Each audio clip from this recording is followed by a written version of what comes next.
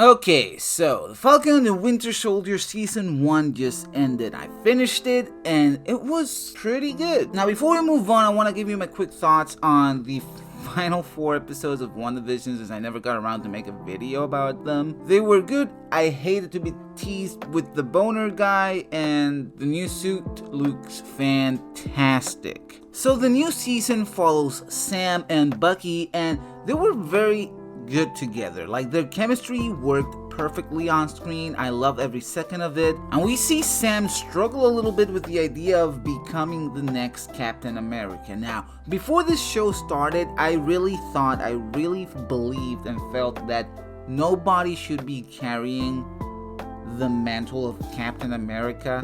Like, nobody, not Bucky, not Sam, nobody. It's not something I want the title of being passed down from person to person. It's like Steve Rogers is Captain America. That's it.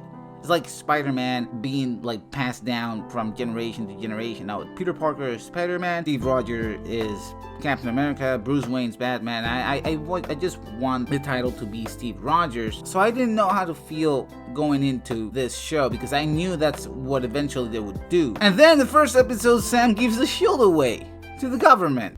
Not a great plan.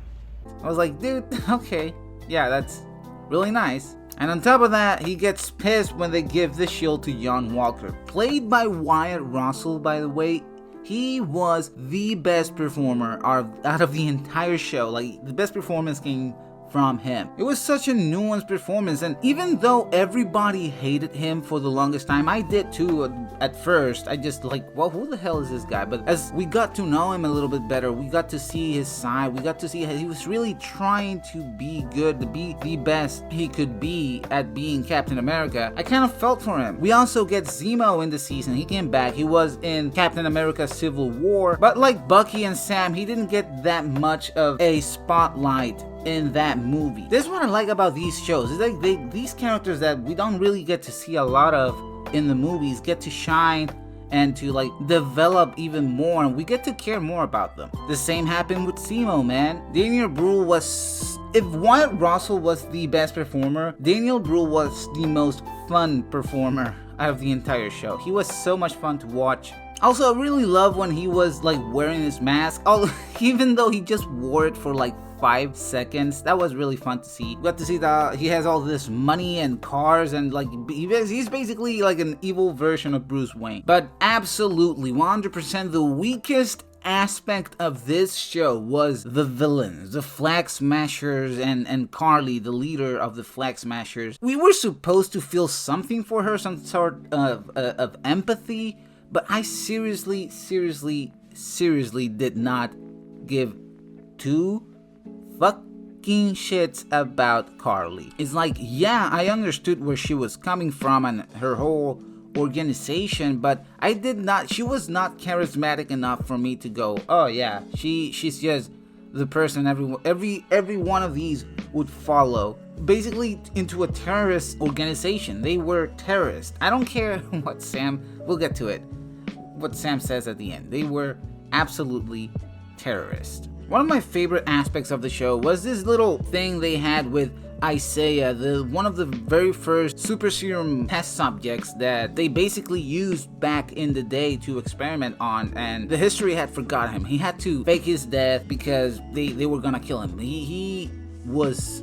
That story was very, very powerful, and I really enjoyed how they managed that. Although I have to say, they were not very subtle with the themes of race and all the other big topics they were trying to handle in the show. They were not very subtle about them, but I did enjoy how they presented them. It was really good to see Marvel not shying away from it. Even if it was a little bit heavy-handed, they did tackle it, and I respect that. Going back to Zemo, I really wish they would have used him a lot more throughout the show, because he just kind of popped up, danced a little bit, did his millionaire shit, sipping some alcohol, killed some folks, and then he was back in jail. Also, this is stupid, this is just a nitpick, this is just a personal thing, but I wish he would have used his mask more. Like, he just put it on, killed a couple people, and then took it off immediately. I was like, dude, come on, just You look cool in the mask. Don't worry. Just wear it. Now, the final episode. The final episode was pretty fun. I enjoyed. It was very satisfying. I did like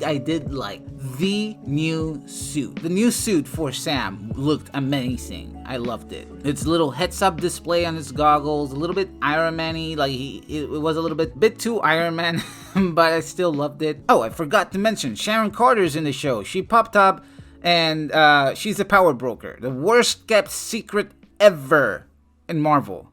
It was like, she pops up. She lives in Madripoor. She's kind of a piece of shit now, criminal, and people figure that out very quickly. It was really funny to me that Carly was about to kill Sam. Sharon kills Carly, and Sam is like, whoa, what do you do? It's like, she was about to kill you, man. And then the show has the balls to try to make me feel bad that Carly's dead. I seriously cheered, because she was just the worst. I could not see her on screen. Like, she could not live past this show and be in the MCU anymore. Like, I couldn't handle that. And at the end, Sam gives this Captain America speech where he is very preachy, and I don't know, I feel that this is gonna rub a lot of people the wrong way. I didn't care that much for it. It didn't make me feel any particular way, but it was preachy. It was all like, you gotta be better, Senator. And the senator was like, yeah, okay, bro. I'll go back to my mansion now. Good luck being Captain America.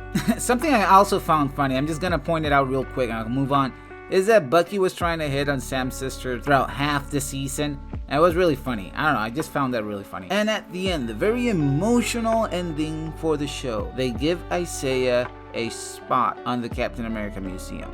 And that, I like that. I really enjoyed how Isaiah's perspective kind of was challenged in that moment, and his rough exterior, his very jaded look on the world, you could see it changed a little bit after that. He wasn't as angry anymore, and I like that. Now to Loki. I can't wait.